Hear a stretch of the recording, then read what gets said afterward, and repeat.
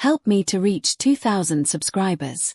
The pen trembled between my fingers as I stared at the divorce papers laid across the kitchen table. My name was already signed on the last page, the ink still drying. All that was left was her signature. One mark from her, and 10 years of marriage would be officially over. The sound of her footsteps came from behind me, soft, hesitant, deliberate. Even without looking, I knew her rhythm. Emily always walked lightly, as if afraid to disturb the floor. She stopped near the door. "You really did it," she said, her voice cracking ever so slightly. "You signed them." I didn't turn around. "You asked for this." Silence stretched between us, fragile and trembling. The air in the room felt stale, thick with everything we hadn't said. She sighed and moved closer. I could smell her perfume, lavender and vanilla, the same scent that used to cling to our bedsheets. It made my stomach twist.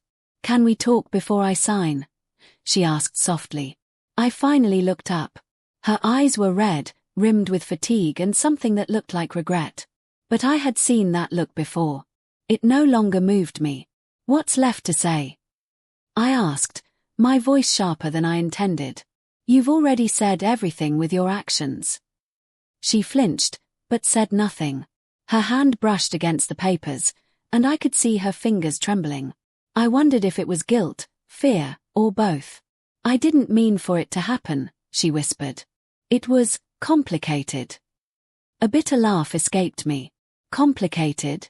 Is that what you call sleeping with your coworker?" Her lips parted as if she wanted to protest, but no words came out. She just looked away, and that silence, her silence, told me everything I needed to know. I stood and walked toward the window, staring out at the grey afternoon. Rain had begun to fall, soft and cold against the glass. The rhythmic tapping was the only sound for a long time. When I finally spoke, my voice was steady.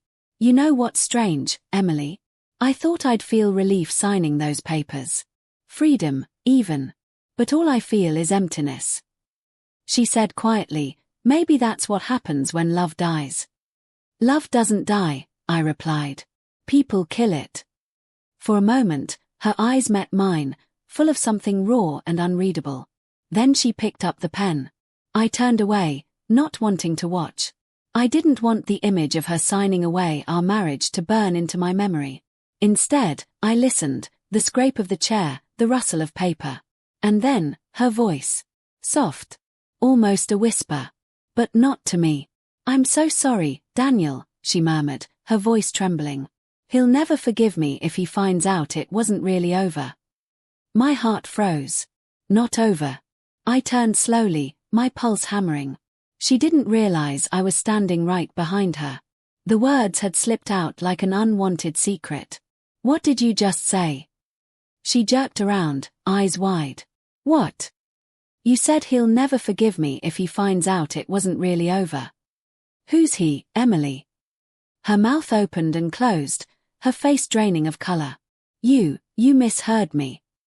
"No," I said, my voice shaking now. "I heard you perfectly." The truth began to unravel before she could even try to spin it.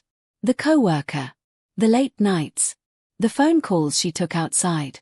The perfume I didn't recognize. The excuses about deadlines and conferences. I had thought I knew the shape of her betrayal. I had thought I'd reached the limit of how much it could hurt. But this was something else entirely. "You told him we were over already, didn't you?" I whispered. "That's why you pushed for this divorce so fast." She clasped her hands together, tears forming in her eyes.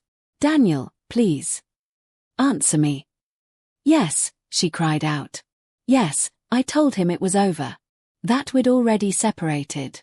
I didn't want him to feel guilty." "Guilty?" I repeated, my voice hollow. "You were still living here, sleeping in my bed, while telling him I didn't exist." She looked at me like a trapped animal, desperate for a way out. "It wasn't like that. I didn't know how to end it with you without hurting you more." A sharp laugh escaped me. "So you lied to both of us instead. That's rich." Her tears came faster now.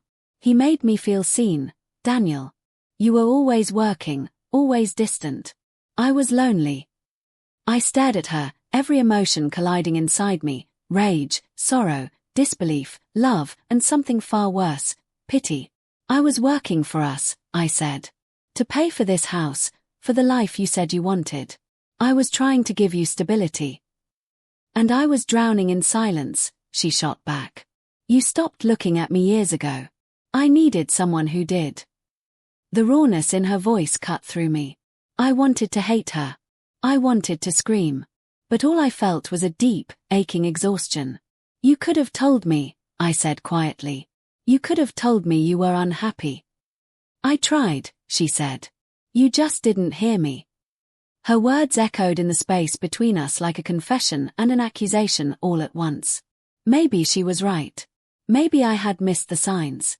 But none of it justified what she did. I looked down at the papers again, her unfinished signature still waiting. For a moment, I imagined tearing them apart, begging her to stay, pretending we could fix this. But then I remembered the whisper, those words that shattered everything. He'll never forgive me if he finds out it wasn't really over. She hadn't just betrayed me. She had rewritten our ending for someone else's forgiveness. I took the pen from her hand and drew a single, sharp line through my own name. Her eyes widened. What are you doing? I'm not giving you what you want, I said. Not like this. She blinked, confused. You mean you won't sign? I already did, I said, folding the papers. But now it's void. You'll get your divorce eventually, Emily. Just not before he knows exactly who you are. Her face went pale. You wouldn't. I met her eyes. Watch me. The rain outside grew heavier, drumming against the windows. I walked to the door, the papers tucked under my arm. Behind me, she let out a sob, but I didn't turn around this time. As I stepped outside, the cold rain hit my skin, washing away the last traces of warmth. For the first time in months, I felt something close to clarity. Maybe betrayal doesn't end with heartbreak. Maybe it begins with truth. And that truth, I decided, would no longer be mine to carry alone.